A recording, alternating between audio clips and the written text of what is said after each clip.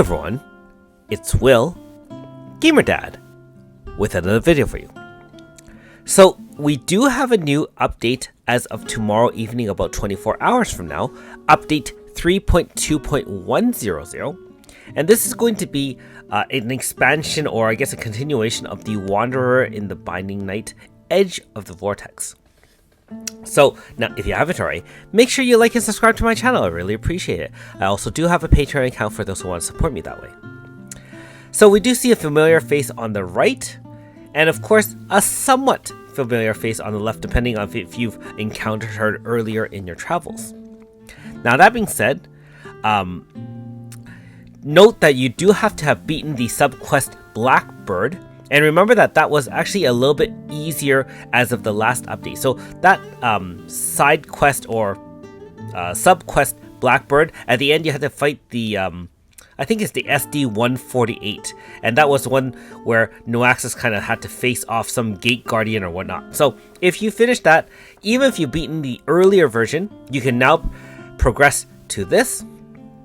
And this should be the update where you can unlock AS Noahxis. So that should be fun, and I'm not really sure how much work you have to do in order to do that, so we'll see how it goes.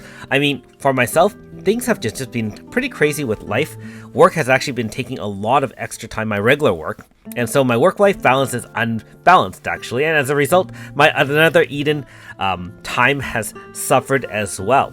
Now, that being said, still keeping up with the game, so don't fret. GamerDad hasn't quit the game yet, just hasn't really had the energy or time to kind of catch up to things. So hopefully that will calm down over the next couple of months. Not really sure when, but hopefully so.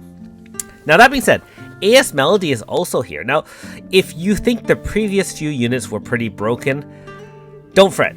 AS Melody is going to be even more broken from that. And not only that, she is a wind zone setter, I should say, and she plays extremely well with Sesta. Now, one of the things about Sesta is that for those who have her, you'll know that Sesta requires Awakened Wind Zone to really stretch out her maximum DPS, where she can do that Twin Brave Wolf move, 5 moves in one, Barrier Pierce, High Mod, boost the whole team, so on and so forth. However, when another zone is not active for wind, then she just becomes a really mediocre unit. That being said, AS Melody can solve all that. One thing about her is she can also VC in for Wind Zone, which gives a barrier to all party members for 50% damage for one time, or one hit for one turn. What's really interesting to her for AS Melody is if you have an all-wind team, this is going to be very similar to other more recent units, where basically it counts the number of units in the front line, and if it all lines up, you're going to get a massive benefit at the end. So at the start of turn, if she is not in Demented State, which is basically a lunatic or some, like, I'll say an active mode, you stack one stack on her depending on how many wind characters are in the front line. And so she's a wind unit. You're probably going to have 3 other wind units up front, one of which would be Sesta if you have her. And then at the end of turn, all 4 of these stacks will be consumed by AS Melody to enter a special mode called Demented State, which is basically like a lunatic style mode. Like I said, you get it at the beginning of turn, stack all the 4 stacks. Then at the end of turn, those stacks get removed by AS Melody automatically. She'll enter the lunatic version of her Demented State.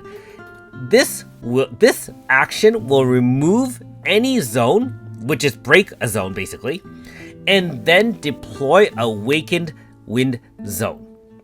And keep in mind, this can go over and over again. So basically, her Demented State will last for 3 turns, and keep in mind that another Awakened Zone usually lasts for 2 turns, and by the 3rd turn it kind of fades. So basically every 3 turns she's going to break a zone, reacquire a zone for Awakened Wind Zone. So that is broken as heck. I don't know how that's going to play out, but that sounds amazing to me. I mean, she has other moves as well. Her normal style was really interesting in that it really depended on the number of different weapon types in the party. So for example, if you had staff, bow, lance, sword, axe, and so on and so forth, you can get up to 6 weapon types, increasing her damage. Now, her AS doesn't necessarily rely on that. One of her moves from the AS is a preemptive inflict pain on all enemies Then it also does a triple debuff, power, int, and speed, and gives a barrier. And of course, if it's an all-wind team, that's going to be a 50-50-50 triple debuff, which, by the way, is one of the best debuffs in the game. That's going to be really, really awesome.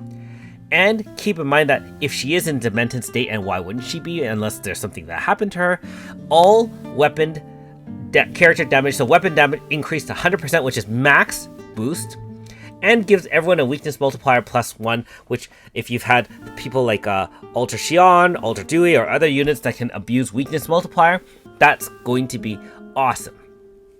You might as well protect yourself with a 50-50-50 triple debuff, and then you can use her other super attack, which is a Wind Magic AoE ×3 XL, Wind Res down 50%, and it sets all crit rate for everyone for one move. And keep in mind that if you have 4 wind characters in the front line, that's 100%. It'll double the debuff. So it'll become wind resist down 100%. Keep in mind that Sesta also does wind resist down 100%. And so you're going to get 200%. I realize it doesn't really work that way. It maxes at 100. But keep in mind, if bosses or super bosses have wind, like type resist up 100, now you're going to have an ability to still do a full 100% type resist down, because now you have 100 plus 100, and my understanding is your pluses will go directly 1-to-1 against their minuses before you have any diminishing returns. And so that should work out. If my math is wrong, let me know, but that's basically one way around a lot of the enemies, especially some of the more recent units and fights where they already have equipment that gives themselves type resist up and weapon resist up and so on and so forth.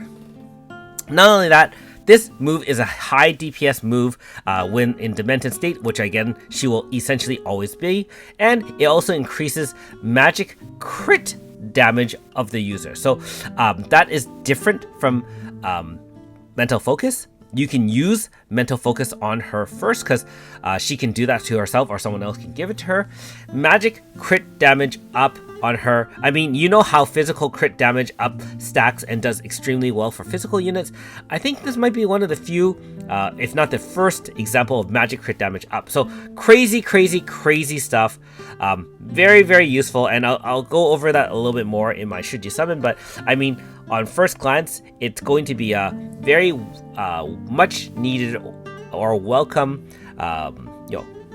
bonus to your wind team. Now, that being said, I mean, of course, they'll have an episode here. I'm not sure how long this episode is.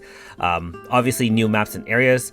And then, of course, there is the standard AS style banner, plus the Faithfuls, and a few other Faithfuls as well, which you can clearly see helps with all your wind problems. If you don't have a lot of wind units, hey, a lot of really powerful wind units are featured here. Obviously, Melody AS is there, but you can see right under there, Sesta, Garenbarrow AS, Hina AS, Byakuya AS, which, by the way, still is pretty powerful. Sora AS, you've seen me use her. Yifa AS, you've seen other people use her. Cyan Scyther, aka Alter Suzette, you've seen me use her. AS Kiki, you've also seen me use her. And also Sukiya ES, you've also seen me use her. So, very, very much powerful wind units to add to your team if you don't have 4 frontline units. Some other catch-up campaigns, we'll have to see what comes up. I haven't read the most recent notice. So if I think they're still running one where if you do some Time Twisted Maze, it should be easier to get coins as well as Noahxis so that you can get Noahxis AS. And don't forget, if you run 3 runs, I believe there is a way to get 50 stones, 100 stones, and 150 stones. You have to run to floor 4, and then after you beat the boss, save your rune, and then make sure you escape instead of going on. You should get some stones for each run up to 3 runs. This is a repeat of one of the earlier campaigns, and you do get it twice. So I got it last time and I got it this time, so keep that in mind as well.